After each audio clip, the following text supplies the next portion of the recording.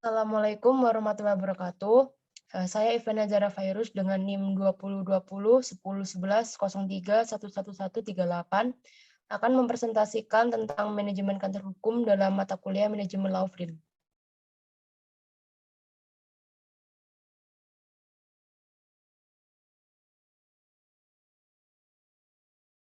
Next. Struktur umum manajemen kantor hukum. Struktur organisasi dalam sebuah kantor hukum atau law firm sifatnya beragam.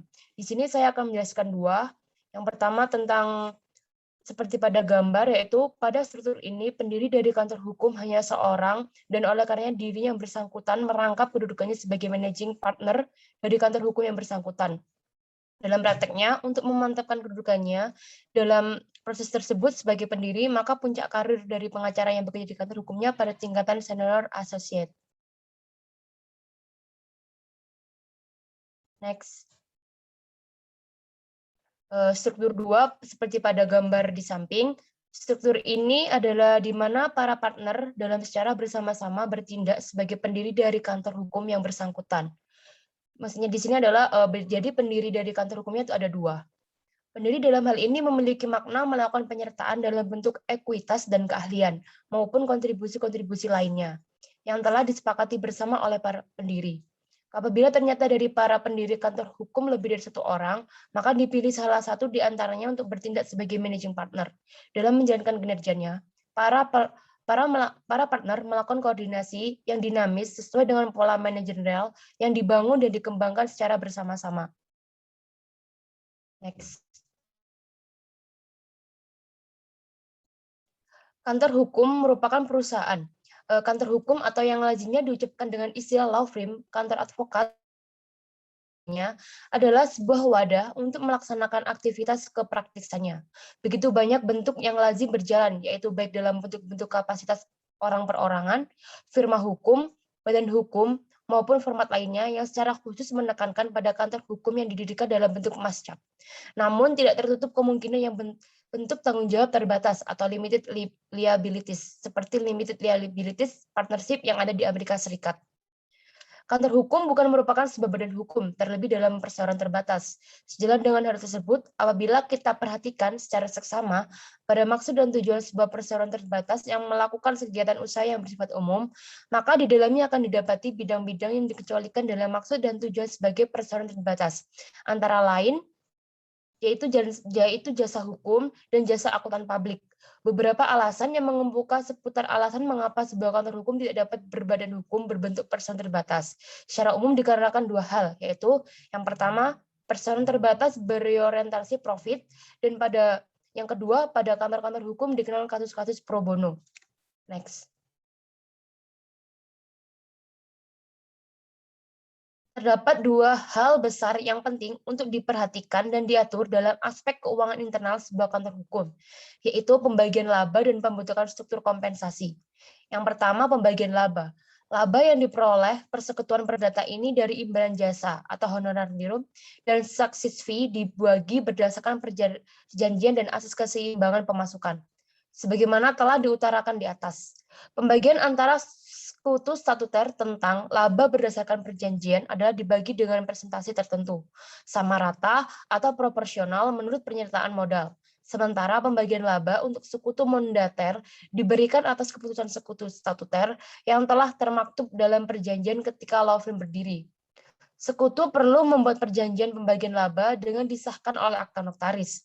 Laba yang diperoleh dari imbalan yaitu jasa itu tentu saja setelah dikurangi dengan berbagai kewajiban, yaitu next.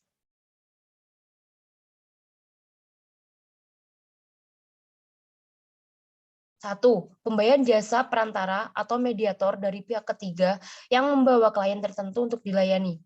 Biasanya biaya jasa untuk pihak ketiga ini disebut marketing fee atau yang besarnya 10-15% dari jumlah yang diterima law firm.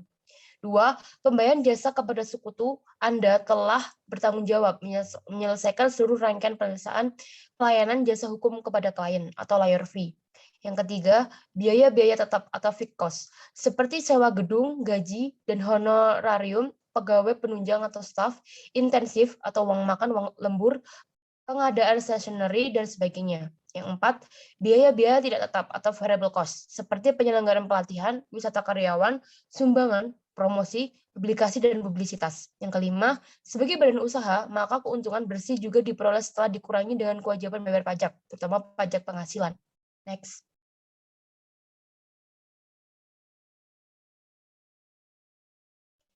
Yang kedua, struktur kompensasi.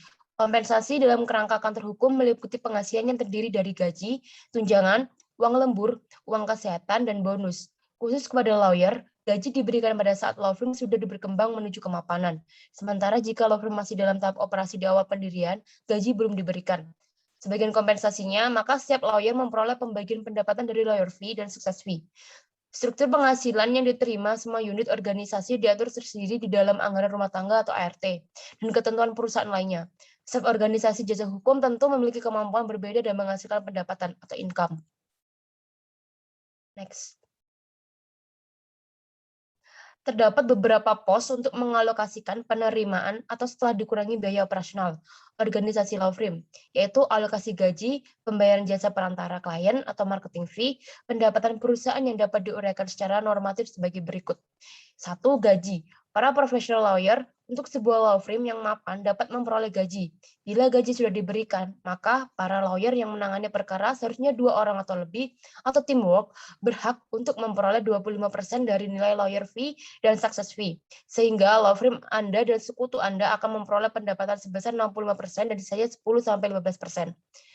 Adalah marketing fee. Jika sebuah law firm belum mampu memberikan gaji kepada para profesionalnya, maka setiap terima lawyer fee dan success fee dibagi secara proporsional sebagai 50% untuk tim lawyer, 40% untuk perusahaan, dan 10-15% untuk jasa perantara klien.